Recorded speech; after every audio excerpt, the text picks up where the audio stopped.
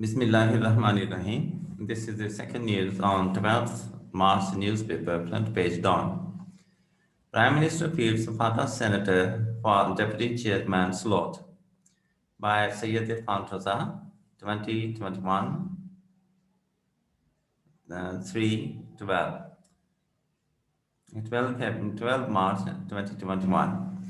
Islamabad, a day before nail-biting election of chairman and deputy chairman of the Senate, Prime Minister Imran Khan on Thursday finally nominated Mirza Muhammad Afridi as the ruling coalition's candidate for the slot of deputy chairman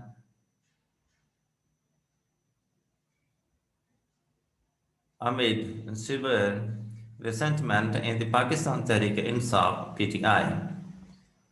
Interestingly, the Prime Minister took the decision before presiding over a meeting of the PTI core committee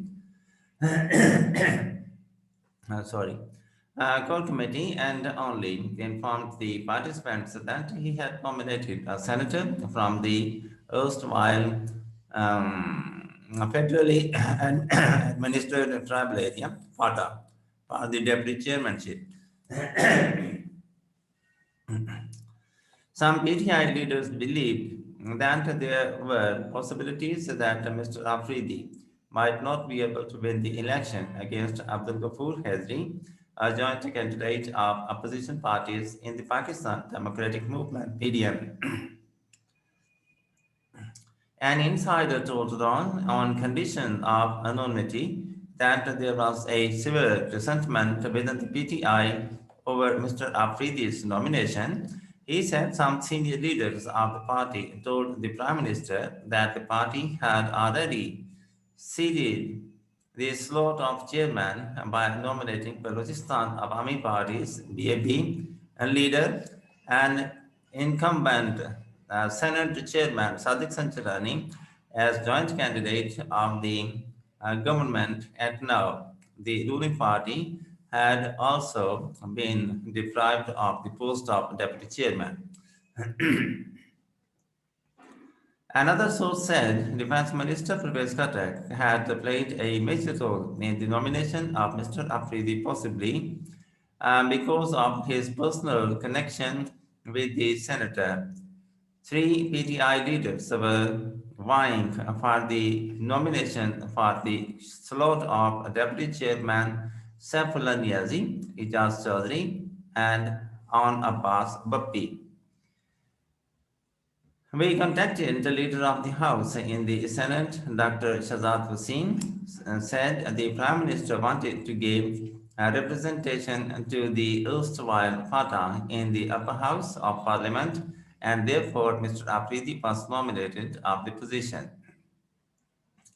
On the other hand, the opposition claimed that Mirza Afridi was a member of the Pakistan Muslim League Nawaz PMLN, and therefore he could not contest the election as PTI nominee. However, Minister for Science and Technology Fawad Chaudhry said Mr. Afridi was an independent senator and he had never joined the PMLN. Addressing the PTI core committee meeting, the Prime Minister, despite opposition's majority in the Senate, vote that the government candidate for the offices of chairman and deputy chairman would win the election on Friday today. The contest is quite difficult for the government because in the number game, the opposition has a majority of 4 to 5 seats in the upper house of parliament, and it is impossible for the government to win the polls unless some opposition members vote for the government candidates during the secret balloting. Following the March 3 Senate elections, the upper house of parliament has 99 members, excluding Ishaq Dar of the PMLN, who did not take oath and went into self-exile with 47 government and 52 opposition lawmakers. The Jamaat-e-Islami TI has one senator who sits on the opposition benches, but if he abstains, as the JI did in the March 3 Senate elections, the opposition will have a majority of 4 seats in the House. Interestingly, Sadiq Sanchirani was elected Senate chairman 3 years ago when the opposition had a majority of 16 seats. The Prime Minister said institutions were standing for the government as they knew that the government was taking decisions in the best interest of the country, adding that the government also enjoyed people's support. He said the government had big challenges in a political front and it would not surrender because of the opposition's attempts to destabilize the government and the country.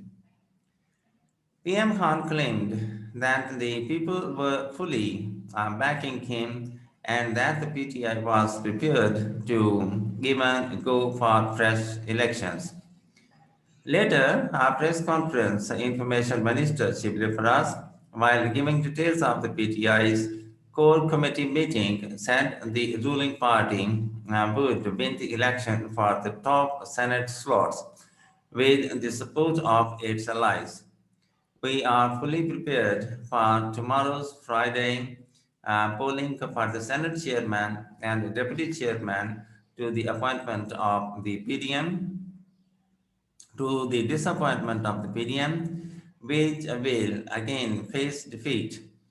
Flanked by Punjab Chief Minister's Special Assistant Firdaus Ashikawan, the minister said that by not supporting the corrupt PTM leadership, the people had made it clear that they always backed movements to end corruption and to the ones aimed at saving corrupt leaders. Mr. Faraz said the party's core committee had expressed full confidence in Prime Minister Khan and his policies. It lauded the achievements made by the government. Besides the political matters, he said, the committee also discussed ways and means to strengthen the party's structure. The PM directed the leaders to active and the party at grassroots level and hold regular interactions with the workers, he added. Referring to what he called Maulana Fazlur Rahman's political maneuvering, the minister said the Maulana had held the so-called Azadi March and returned empty-handed from Islamabad without achieving his motives. The government, he said, would not create any hurdle in the way of the PDMs as its upcoming march was destined to fail. However, in case of any law and order situation, the law would take its due course, he warned. The minister said total 99 members would cast their votes for the top Senate slots on Friday. The PTI and its allied parties had 47 senators, while the PTM's claim of having the support of 52 members, including 9 independents, was false, he added. The PDM leadership, he said, had psychologically accepted their defeat in the election for the 2 Senate seats. Dr. Firdaus said the core committee also discussed inflation and price hike besides the public welfare initiatives being taken by the federal government in collaboration with the provinces. She condemned the allegations leveled against the National Assembly Speaker and Khyber Pakhtunkhwa Chief Minister over horse trading in the Senate polls. He said the meeting also discussed various recommendations and